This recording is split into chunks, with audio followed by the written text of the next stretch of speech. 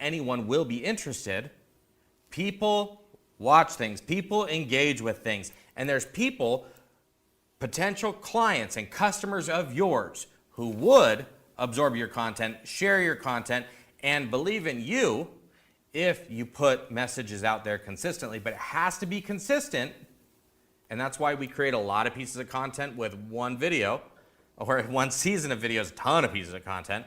It has to be consistent in order for those social media outlets to start recognizing you. You know, that's a problem. I also started with video, but I didn't really understand the video process prior to starting up the video studio, is that I would try to make one video and I expected results from one video. I didn't really get this concept that I have to do it a series of videos, a ton of videos. Once you start the content train, it's kind of going in perpetuity to really get traffic.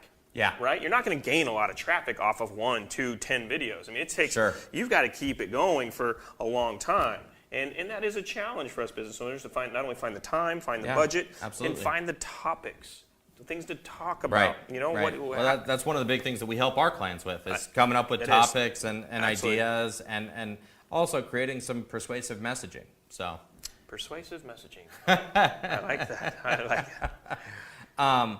So it's, again, to recap, it's a matter of having a lot of content out there that's consistently being pushed out. What you're doing is you're training those search engines to know who you are so that you are getting in front of people consistently.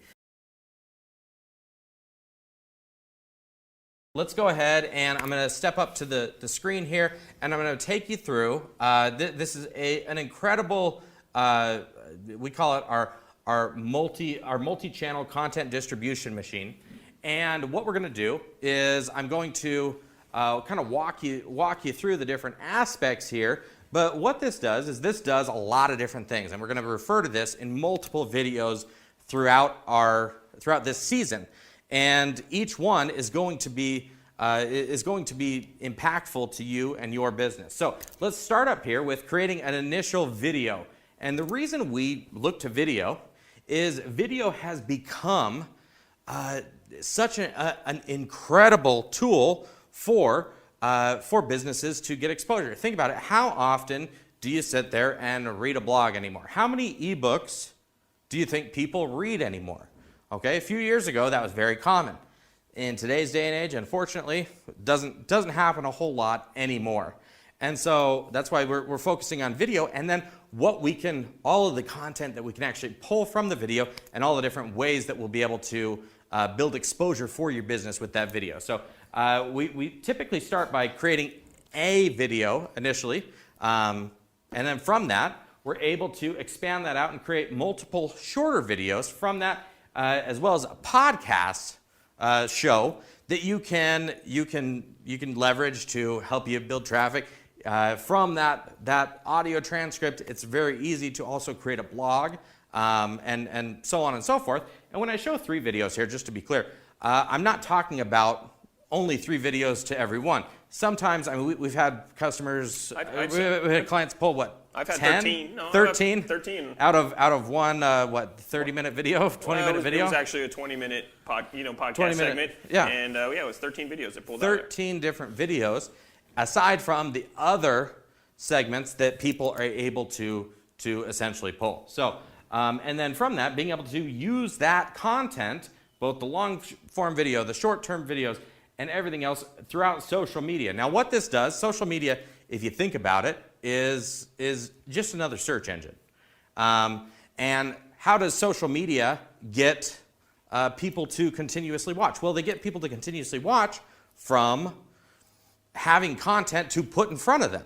So when you're someone who's putting a lot of content out there and people are engaging with it, that social media channel is likely to get you in front of more and more and more people. Does that make sense, Mario? I mean, I know we've had this conversation before, but on a surface level, is that something that resonates with you as a typical business owner? Yeah, absolutely. I mean, I get it. Again, as much as I hate the social media realm, it is the best way to get in front of people. And the fact that we can target, and people do, I mean, I go on Facebook and I will search for certain things, and I will go to YouTube and I will search for things. And all the time, I see businesses that pop up in relation to what I'm searching for. And you know what I never see? My business. And because I'm not doing it, and I haven't, it's taken me a while to embrace it. But the companies who have are just crushing it, and I'm very envious. So I'm embracing it now. And right. And this point forward is going to become a very prominent part of my marketing life. In this aspect, we're talking about not necessarily just content creation, but content creation with the intention of creating traffic and creating that exposure for your business, and attracting in the right kind of client as opposed to going out. So there's two different ways you can get traffic to your business. You can get it organically, and you can pay for it.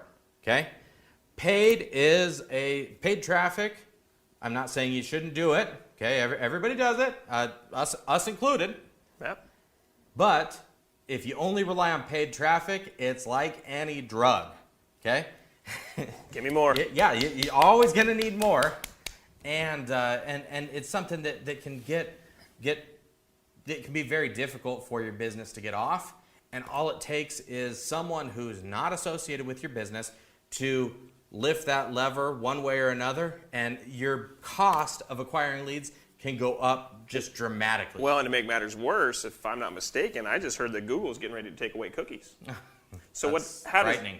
Which is very frightening when you're talking about paid traffic, because my understanding is that's how they kind of track how the process of where you've been and what's working, what's not. So the privacy issue becoming so prevalent within the world, and to have Google say they're taking away cookies, I wonder how that's going to affect paid traffic, which we don't want to talk about in this episode, but I'm very curious to see how that world is affected. But getting back to your point about the organic traffic, and you just letting people know who you are, them getting to hear your voice, get to know your personality, your intellect, your aptitude, everything that comes along with you, right? Now all of a sudden you're getting people seeing you, the real person. They're buying you. You're absolutely right. And let's talk real quickly as well about